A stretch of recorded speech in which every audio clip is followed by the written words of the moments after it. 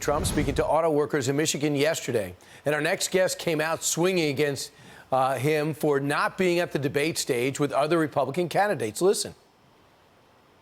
Donald Trump hides behind the walls of his golf clubs and won't show up here to answer questions like all the rest of us are up here to answer. Donald, I know you're watching. You can't help yourself. You're not here tonight, not because of polls and not because of your indictments. You're not here tonight because you're afraid of being on the stage and defending your record. You're ducking these things. And let me tell you what's going to happen. You keep doing that, no one up here is going to call you Donald Trump anymore. We're going to call you Donald Duck.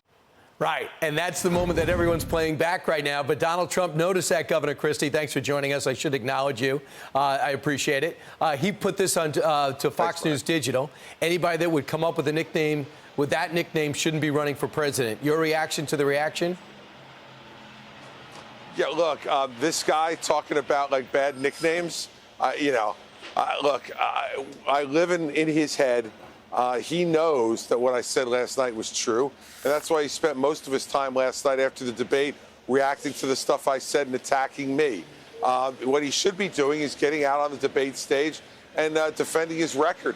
And I was even encouraged last night to see that those 6 people who all raised their hands and said they support him if he was a convicted felon, even a couple of them last night started to criticize Donald Trump as well. So I think we're moving the debate in that direction.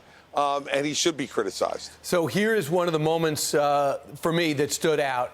I firmly believe that Ukraine is somebody that we should back as Americans. We should not quit on another country.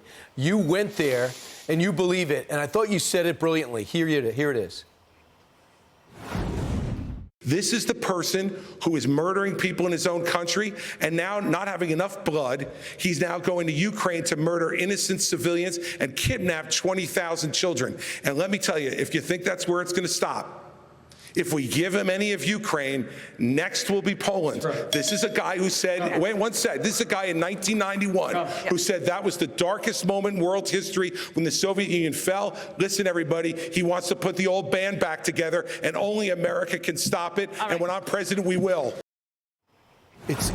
That's the argument that Joe Biden should be making. He won't do it. It takes you and people like Lindsey Graham to make it. It's pathetic.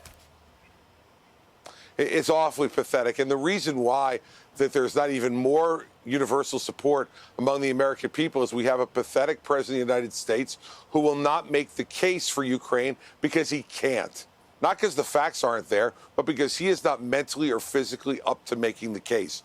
Look, Brian, the last time we turned our back on a shooting war in Europe, we wound up having to go in later and sacrifice tens of billions of dollars, but more importantly, over 500,000 American lives.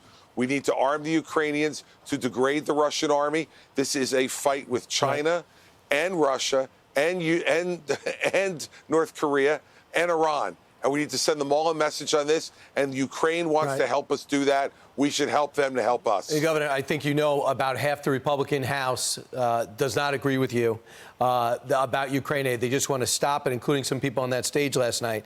The one thing, the New York Times looked into this, and I've talked to other people, too. You say the former president only built 52 miles of wall.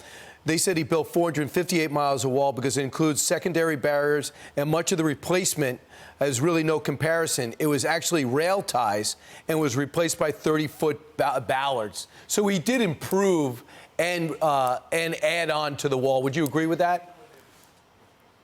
Look, Brian, he said he was going to build a wall across the entire border of the United States and Mexico, and that Mexico was going to pay for it. And when you go onto the website and look it up, it's 52 new miles of wall. That's what he built. Now, he improved some other parts, but it doesn't matter because in the end, not only didn't he do what he promised to do, we paid for all of it. His promises in 15 and 16 were a lie.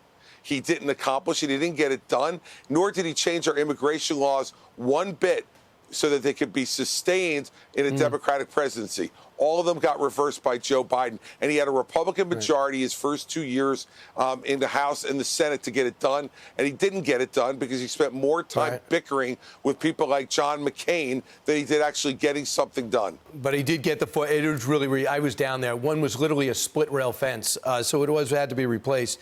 Is it true you will not be his running mate if he does get the nomination? Yeah, no chance. Okay. Governor, you had a great night last night. I also know, too, there's a couple of headlines that said you won the night, including the National Review says Chris Christie's night. The Wall Street Journal headline, Christie offers persuasion as a tactic. So thanks so much. Thank you, Brian, for having me, and we'll see you back in New York soon. Okay. I'm gonna be here. I'm Steve Doocy. I'm Brian Kilmeade. And I'm Ainsley Earhart. And click here to subscribe to the Fox News YouTube page to catch our hottest interviews and most compelling analysis.